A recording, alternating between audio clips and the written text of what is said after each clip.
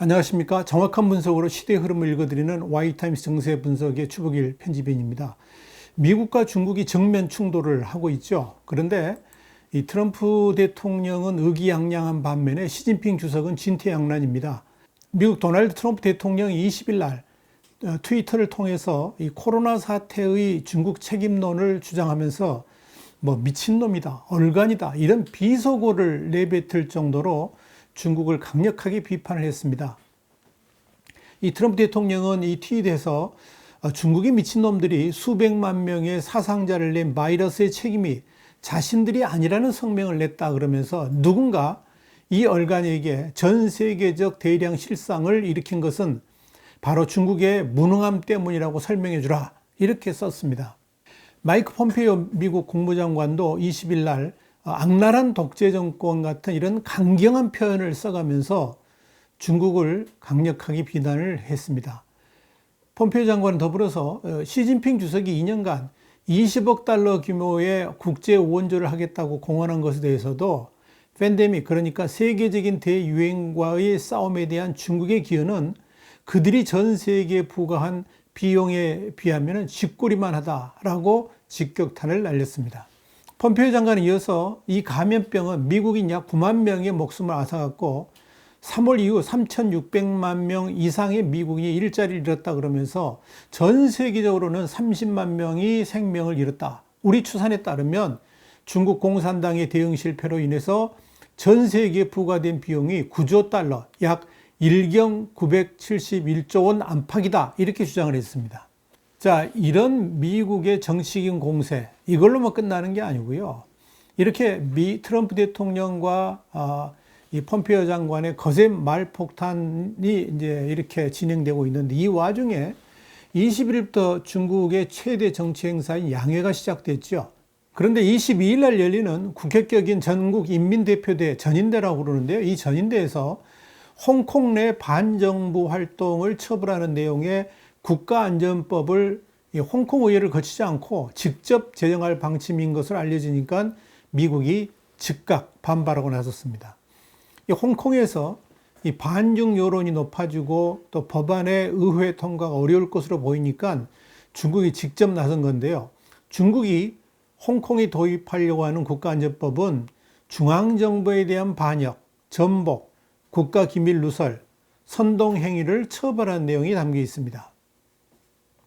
장예수이 중국 전인대 대변인은 20일 날 홍콩 특별행정부는 중화인민공화국에 분리될 수 없는 한 부분으로서 전인대 대표들은 헌법이 부여한 의무에 따라서 홍콩의 국가 안보를 지키는 법률을 제정하려고 한다라고 했습니다.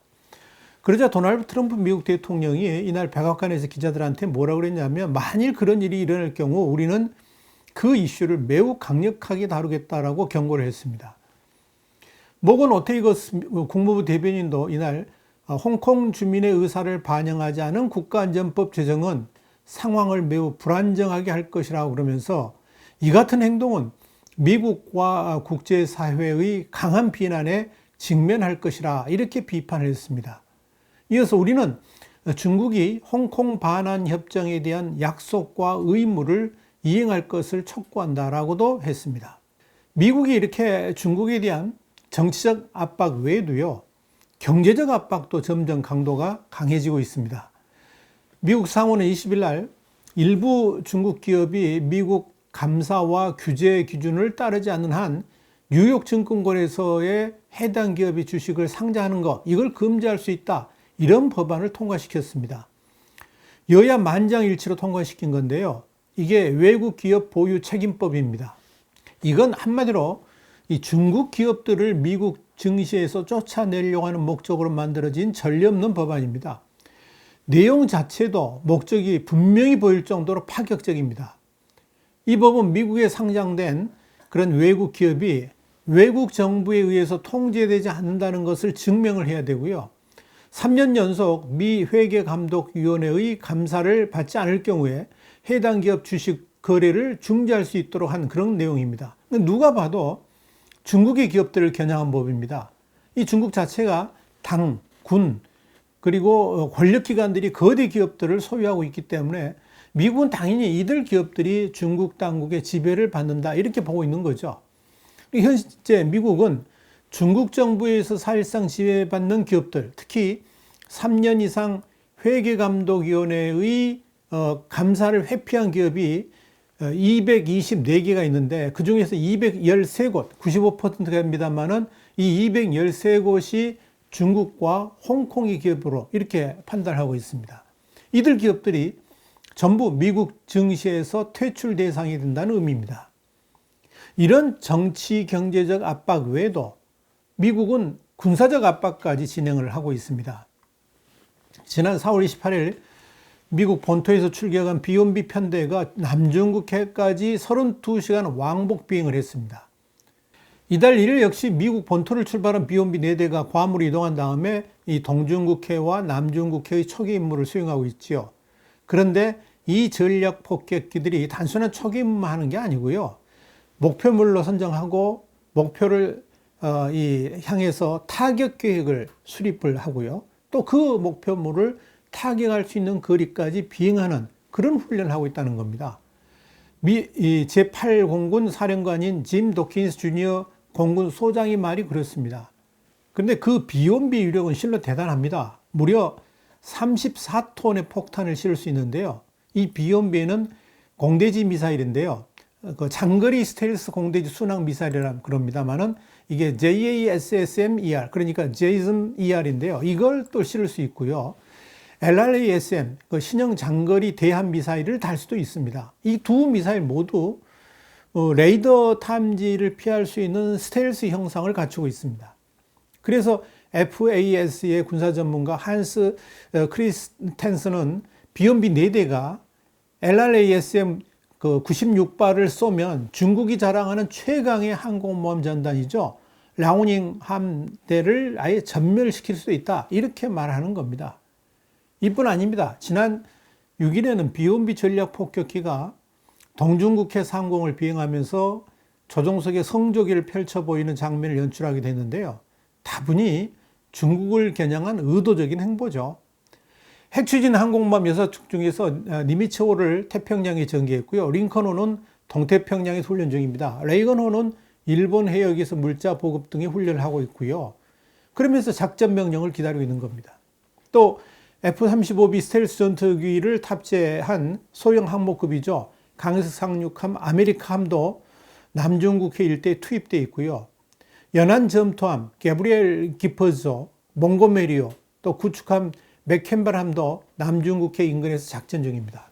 한마디로 언제든지 중국의 공격에 대응할 수 있는 수준을 갖추고 있다. 이렇게 볼 수가 있습니다. 이건 특히 대만에 대한 무력 통일 주장이 중국 내부에서 나오고 있는 상황에서 이 군사적 대응을 강화하고 있다고 이렇게 볼 수 있을 겁니다. 자, 이제 미국이 이렇게 정치, 경제, 군사적으로 압박을 가하니까 중국은 지금 난감합니다. 시진핑 주석은 진퇴양난입니다. 중국이 지금 최대의 정치 행사인 양회, 그러니까 전국인민대표대회하고 전국인민정치협상회의를 진행하고 있는데요. 문제는 미국이 최대의 코로나19 피해국이 되면서 이 트럼프 대통령이 코로나 바이러스의 중국 기원과 확산 책임론을 제기하고 있다는 점입니다. 현재 중국 시진핑 주석의 최대 아킬레스건은 바로 경제 문제입니다. 중국 공산당은 2020년 올해를 전면 샤오캉 사회, 그러니까 모든 국민이 풍족한 생활을 누리는 사회를 이루겠다. 이렇게 그동안 장담을 해왔습니다. 이러려면 올해 최소 5% 중반 이상의 경제 성장을 이뤄야 됩니다. 그런데 코로나19 사태가 터지면서 오히려 5%는커녕 마이너스 성장을 하게 됐습니다. 그동안 이제 튼튼한 지도체제 구축을 추구했던 시진핑 주석의 유상도 흔들릴 수밖에 없게 됐습니다. 시 주석이 다시 안정된 권력체제 구축을 하려고 하면 이번 양회에서 상상을 초월할 정도의 경기 부양책을 내놔야 됩니다. 문제는 그런 경기 부양 자체가 중국 홀로 가능한 일이 아니라는 데 있습니다. 중국은 이미 글로벌 경제에 편입되어 있습니다. 그렇기 때문에 세계 경제가 상승해야지 중국 경제도 상승하는 겁니다. 왜냐하면 이미 중국이 세계 공장이기 때문에 그렇습니다. 그렇기 때문에 세계와 더불어 특히 미국과 더불어 동방 경제 부흥을 하지 않고서는 근본적인 경제 소생이 쉽지 않다는 겁니다. 그런데 미국과 중국 간의 패권 다툼이 벌어져 가지고 경제적 손실이 이만저만 큰 게 아니었는데 이번에는 코로나19까지 덮치면서 중국 경제가 휘청거리게 된 겁니다. 여기에 미국의 트럼프 정부가 코로나 책임론까지 들고 나오고 있고요. EU를 비롯한 세계 각국들도 중국을 보는 시각이 예전 같지가 않습니다. 근데 그러다 보니까 중국이 다시 경제적 위세를 떨치려면 단순한 경제 정책 말고도 중국의 이미지 회복도 병행해야 되는 그야말로 어려운 숙제가 지금 눈앞에 기다리고 있는 겁니다. 더더욱 문제는 지금 미중 간의 갈등 상황이 간단하게 끝날 것 같지 않다는 데 있습니다. 처음에는 트럼프 대통령의 재선 전략의 일환으로 이 코로나19 중국 책임론을 들고 나오는 것으로 그렇게 생각을 했었는데요. 지나고 보니까 그게 아닙니다. 그보다도 세계 경제 체제의 전면적인 전환까지 염두에 둔 트럼프의 구상임이 하나둘씩 드러나고 있습니다.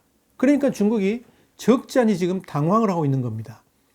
지금 트럼프 대통령의 구상은 한마디로 세계의 공장이라는 중국의 위상을 완전히 깨트려 버리겠다, 이런 내용입니다.